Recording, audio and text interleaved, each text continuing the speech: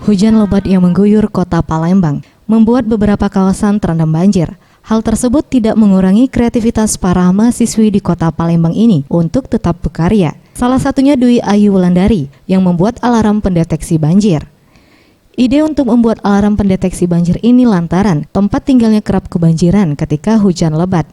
Dengan bermodal kawat tembaga yang dibentuk sedemikian rupa, baterai, lampu dan booster speaker seharga Rp30.000, ia mampu membuat alarm pendeteksi banjir sederhana ini berbunyi ketika gabus yang terangkat oleh air menyentuh komponen listrik yang dapat memicu suara alarm.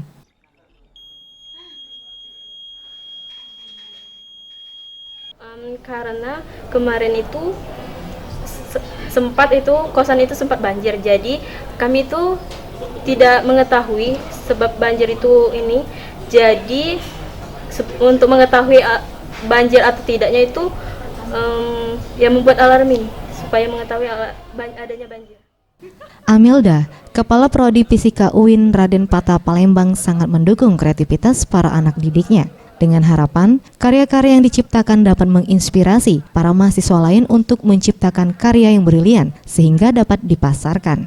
Kemungkinan untuk yang akan datang ini akan bisa dikembangkan dan kami Prodi tentu mensupport ini gitu, mensupport dan mengapresiasi karya-karya mereka untuk kemudian kami fasilitasi untuk bisa dikembangkan dan memiliki nilai jual.